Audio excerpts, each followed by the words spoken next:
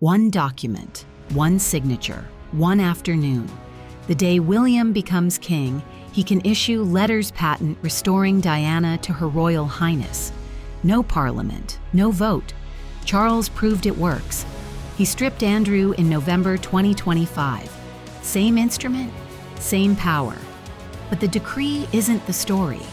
The story is what happens after. 15 consequences hit Camilla that she cannot reverse, cannot appeal, and cannot survive.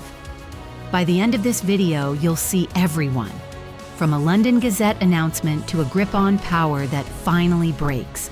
Stay for the consequence that rewrites every textbook, and near the end, the one that turns every title Camilla holds into borrowed time.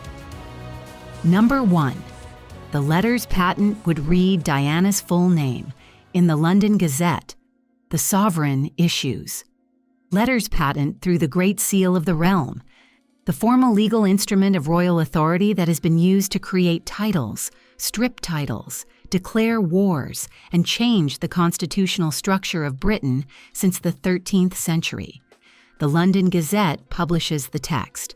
When Charles stripped Andrew in November 2025, the Gazette printed, "The King has been pleased by letters patent to declare that Andrew Mountbatten Windsor shall no longer be entitled to hold and enjoy the style, title, or attribute of Royal Highness." William's decree would read the opposite. The King has been pleased by letters patent to declare that Diana, Princess of Wales, shall be posthumously restored to the style, title, and attribute of Her Royal Highness. Diana's full name, printed in the London Gazette, read into the permanent official record of the British Crown, published online where anyone can find it. The same publication that announced Andrew's removal would announce Diana's restoration. And the contrast, stripping and restoring in the same Gazette, by the same legal mechanism issued by father and son, is the kind of message that doesn't need a press conference. It explains itself, every word, every comma, every capital letter, and the second consequence is the one that changes the website overnight. Number 2, royal.uk would update Diana's styling within hours. Right now, the official royal family website describes Diana as Diana, Princess of Wales, without HRH. A posthumous restoration would require an immediate update. The page would change to Her Royal Highness Diana, Princess of Wales.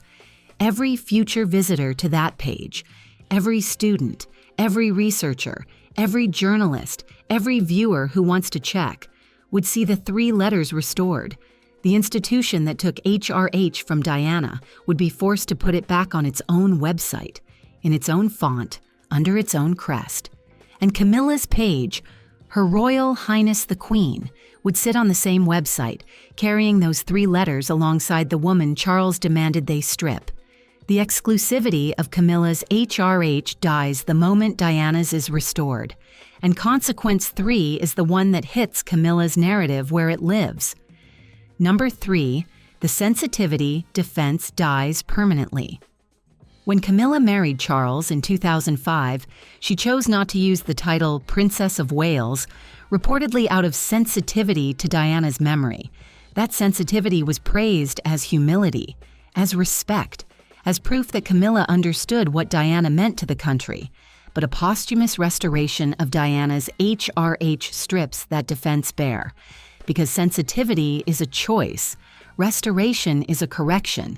Sensitivity says, I chose not to take what was hers. Restoration says, it was never yours to take. It was hers. It was always hers. And the son who knew that has been waiting 30 years to prove it. The moment William signs the decree, Camilla's 20-year sensitivity narrative collapses. It wasn't sensitivity. It was strategy. And the strategy just got overruled by a 14-year-old boy who grew up. I really want to get to consequence 9, the one that changes what Charlotte Elizabeth Diana's name means forever.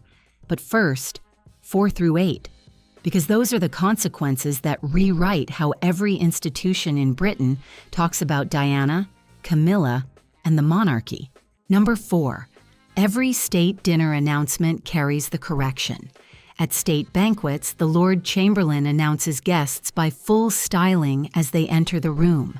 Her Royal Highness the Queen, His Royal Highness the Prince of Wales, Her Royal Highness the Princess of Wales.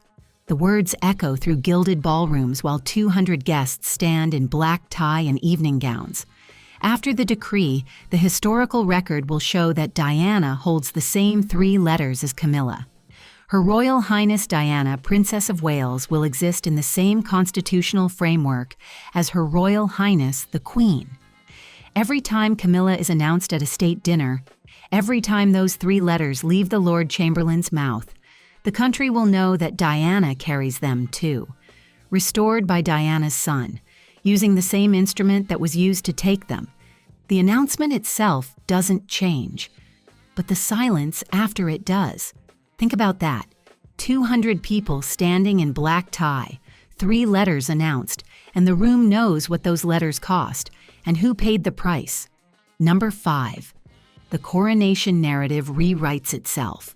Charles's coronation in May 2023 was built on a carefully managed story. Camilla's elevation was earned, deserved, approved by Elizabeth on her deathbed. The Camilla Parker Bowles, who'd been hated for 20 years, had been rehabilitated through Operation PB, through managed introductions, through a 20-year communication strategy that slowly moved the public from mistress to duchess, to consort, to queen. The coronation was the final chapter of that story. But if William's first act as king is to restore Diana's HRH, to undo the central punishment that enabled Camilla's entire ascent, the coronation narrative inverts overnight. It stops being Camilla earned the crown and becomes the crown was built on a foundation the next king had to correct. Every documentary about Charles's coronation will carry an asterisk. Every biography will note that the very next king restored what the previous one stripped. Every historian will connect the dots. Charles demanded Diana lose HRH in 1996. Charles gave Camilla HRH in 2005. Charles crowned Camilla in 2023. William restored Diana's HRH in his first act. The coronation didn't change, but the story around it collapsed. And stories are all the monarchy has. Number 6. The Spencer family gets vindication. September 6, 1997. Westminster Abbey. Diana's funeral.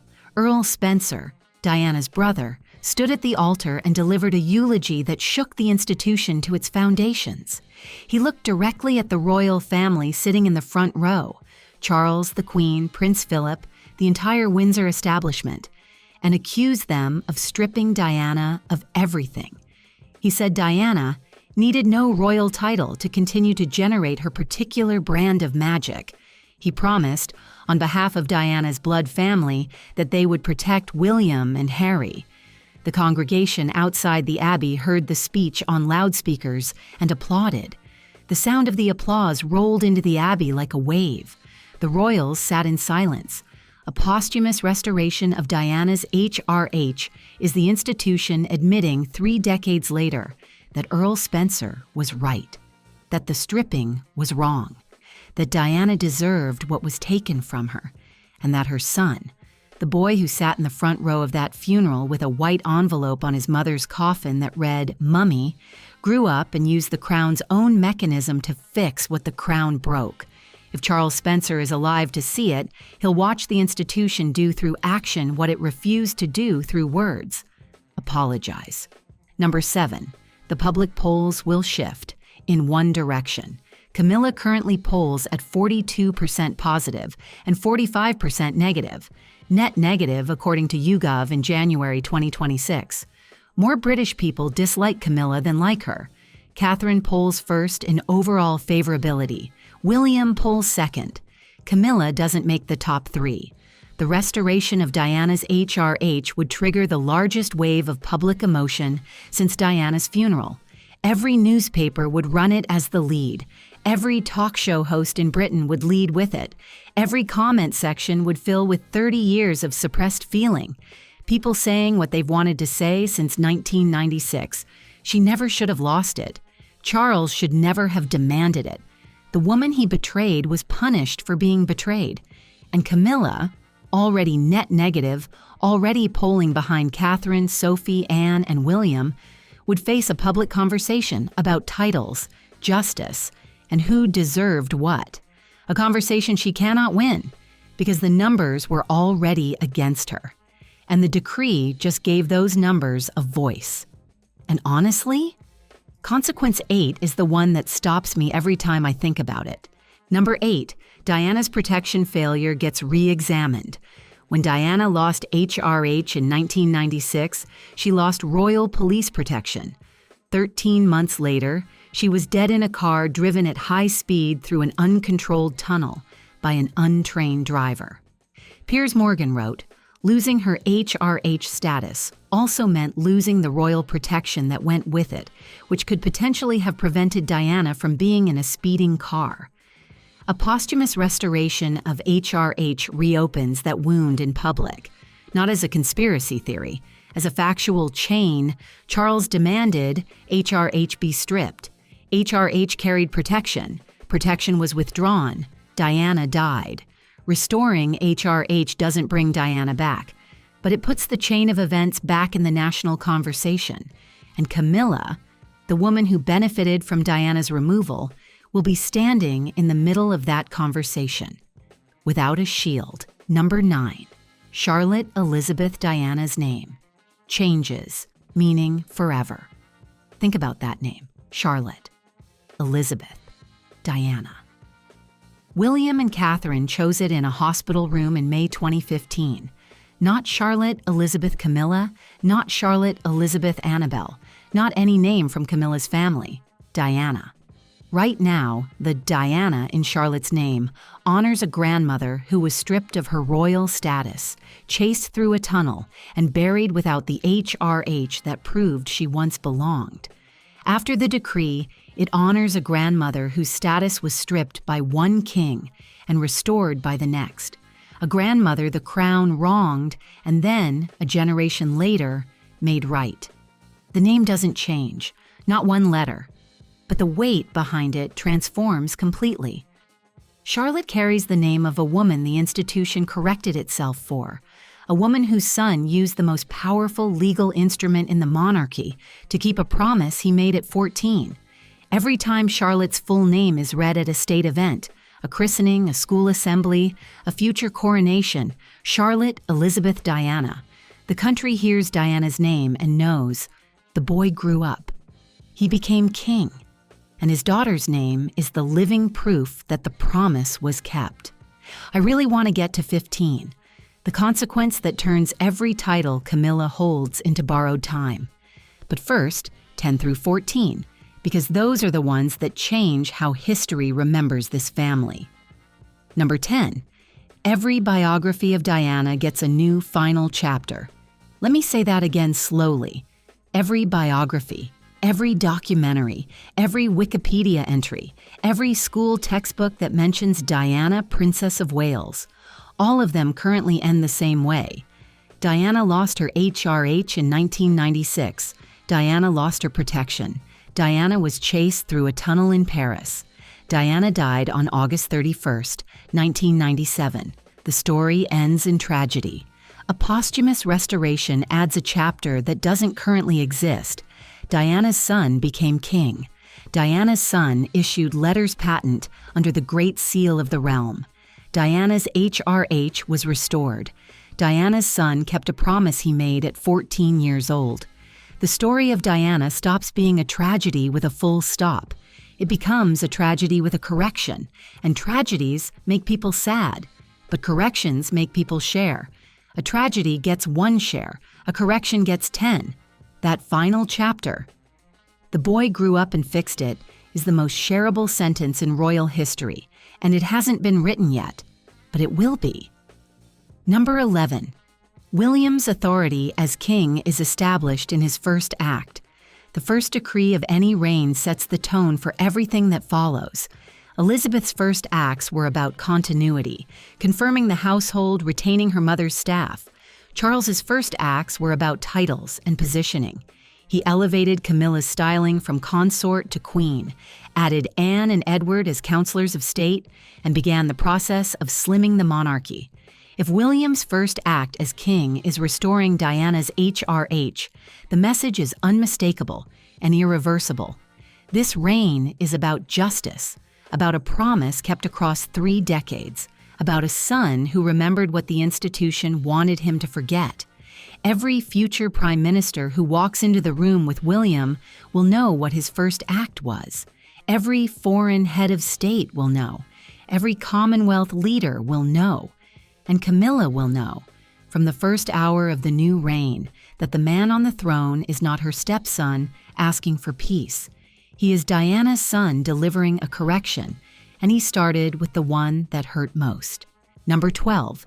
The 1996 letters patent get overruled by Diana's own son. The 1996 letters patent that stripped Diana's HRH were issued by Elizabeth at Charles's insistence. The House of Commons Library confirms the mechanism. The style of His or Her Royal Highness is conferred by letters patent under the royal prerogative and can be removed by the same instrument. William's restoration decree would use the same legal instrument to reverse what his father demanded. The same piece of paper, the same legal authority, the same signature line, but a different name on it. The father stripped, the son restored, using the same mechanism, on the same desk, in the same palace. That's not just justice, that's architecture. And it's built to last. Number 13. Camilla's remaining titles feel borrowed, not earned. After the decree, every title Camilla holds exists alongside Diana's restored HRH Queen, Her Royal Highness, Queen Dowager, all of them real, all of them legal, but all of them now sitting in the shadow of a restoration that tells the country the original transfer was wrong. Camilla doesn't lose a single title, but every title she keeps now carries an invisible footnote. The woman she replaced got her status back. From now on, every time you hear Camilla announced as Her Royal Highness, you'll hear Diana's 3 letters behind it. You won't be able to stop yourself. Number 14. The historical record changes permanently. A posthumous restoration isn't symbolic. It's constitutional.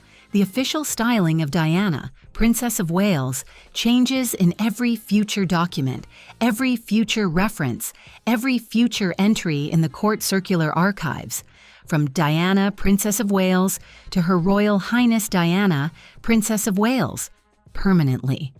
In the same records that show Camilla's HRH, in the same archives that show Andrew's removal, the record will show 3 things in sequence. Diana was stripped, Andrew was stripped, Diana was restored. 2 removals, 1 restoration, and the restoration was done by Diana's son. That sequence will be studied in constitutional law classes for 100 years, and Camilla's name won't appear in the lesson. Because the lesson isn't about her. It's about a boy who promised his mother and became a king who kept his word. Number 15. The grip is broken. This is the consequence that matters most, not because of what it takes from Camilla, but because of what it gives back to Diana. For 30 years, Camilla's grip on the monarchy has rested on one foundation. Diana was removed. Diana was erased. Diana was stripped of the styling that proved she belonged. And on that foundation, Camilla built everything: HRH, Duchess, Consort, Queen. Every brick was laid on the ground Diana was forced to leave. The decree doesn't demolish those bricks. It does something worse. It proves the ground was never Camilla's. It was always Diana's. Borrowed ground, temporary foundation. And the man who owns the deed is the 14-year-old boy who found his mother crying in a room at Kensington Palace and said, "Don't worry, Mummy. I will give it back to you one day when I am king." He's almost king now. The letters patent are waiting in a drawer. The Great Seal is ready. And the boy who promised is about to keep his word. 1 document, 1 signature, 1 afternoon, and Camilla's grip, built on Diana's loss, finally breaks. Not with anger, not with a confrontation, with a correction. the most patient correction in the history of the British Crown, and the most devastating. Those were the 15 consequences of William's first decree, from a London Gazette publication that restores Diana's name to a grip on power that finally breaks under the weight of a promise a 14-year-old boy made to his crying mother in 1996. One document, one signature, 15 consequences Camilla cannot reverse. Princess Anne's 20 savage moves from inside the palace are the reason Camilla can feel every consequence approaching.